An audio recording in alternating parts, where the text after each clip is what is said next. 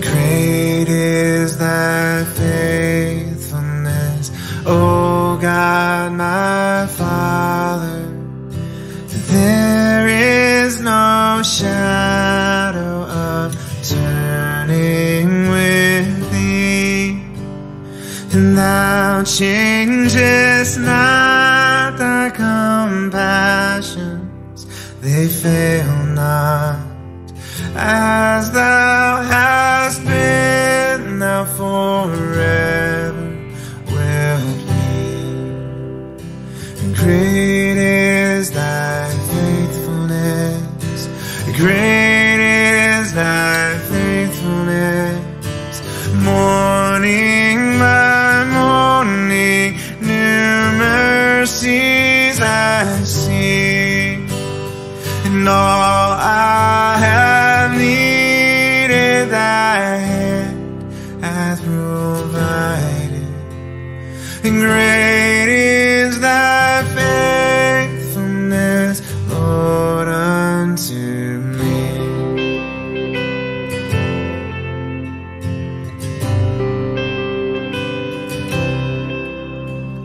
Summer and winter, springtime and harvest, the sun, moon, and stars in their courses above, and join with all nature in manifold witness to thy great faithfulness, mercy, and love.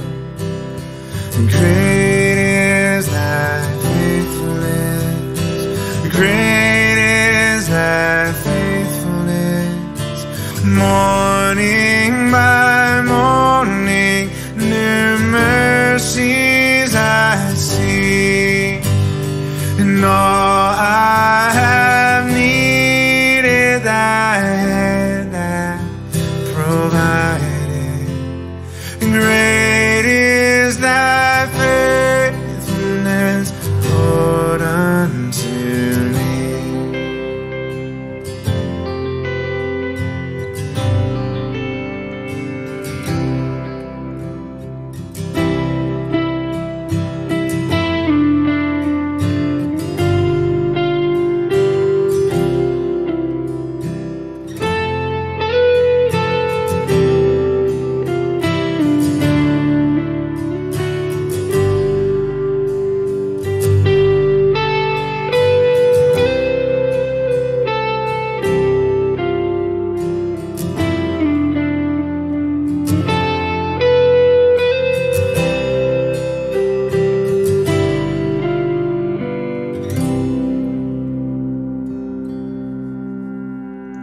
Pardon for sin and a peace that endureth, thine own dear presence to cheer and to guide, strength for today and bright hope for tomorrow, blessings all mine with 10,000 beside.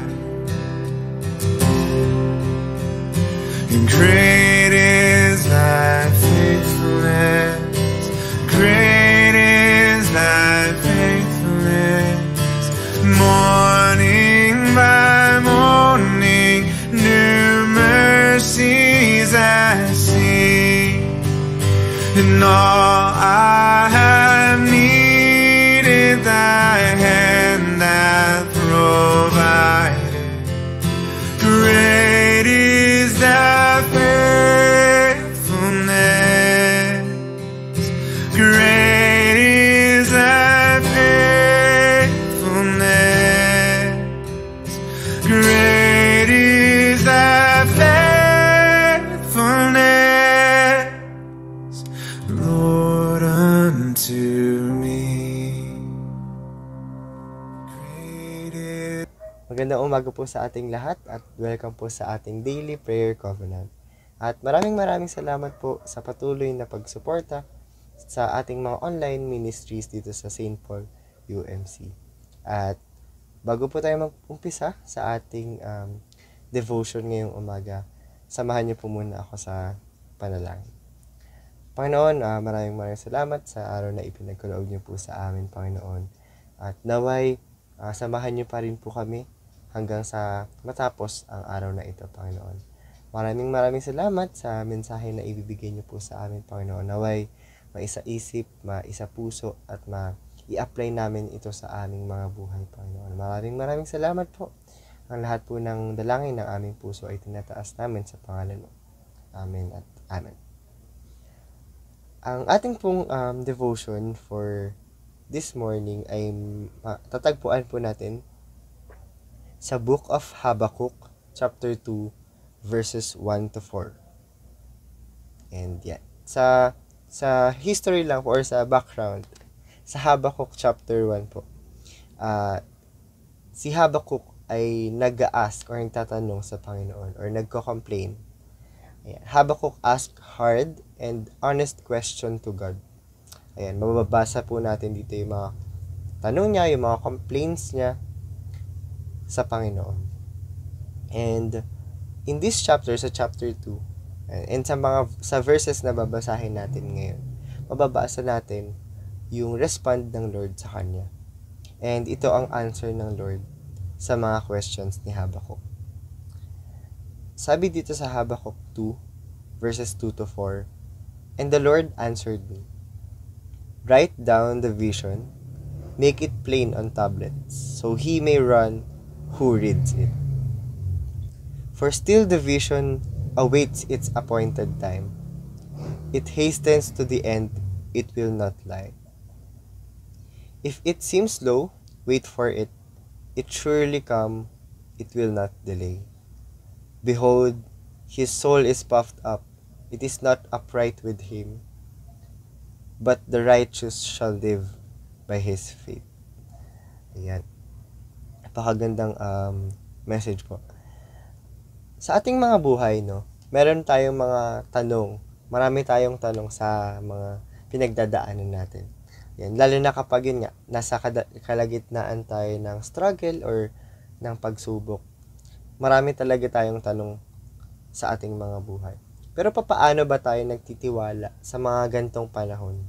Paano tayo nagtitiwala sa Panginoon kapag marami tayong questions or madami tayong complaints sa ating mga buhay? Ayan.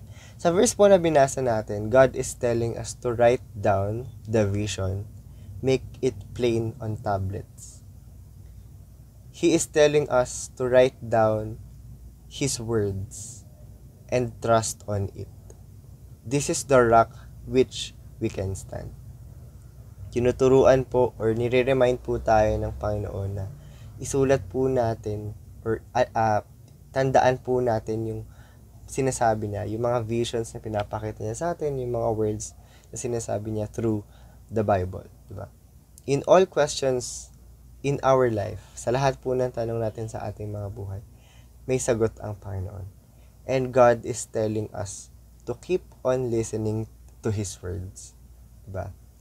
So how we can keep on listening to His words? By reading His words or reading the Bible. So kapag na problema tayo or kapag nagkaroon tayo ng question ulit sa ating mga isip, mayroon tayong sagot na makukuha from Him.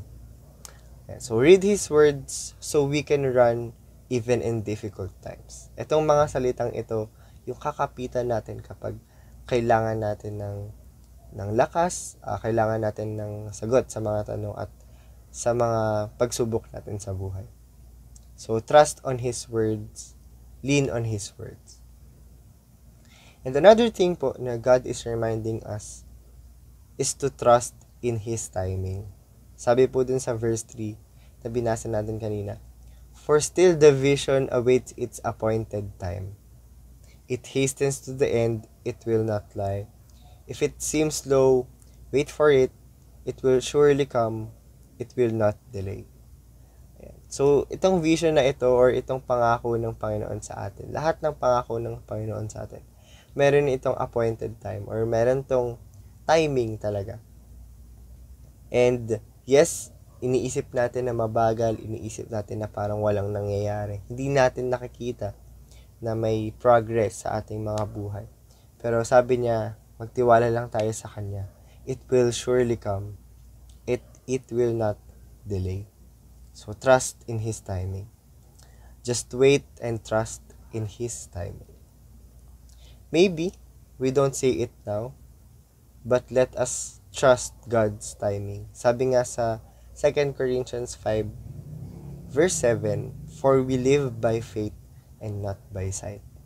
Kahit na feeling natin imposible, kahit hindi natin nakikita ngayon yung pag-asa or yung progress nga sa ating mga buhay or yung solusyon sa mga problema natin, we should see it through the eyes of faith.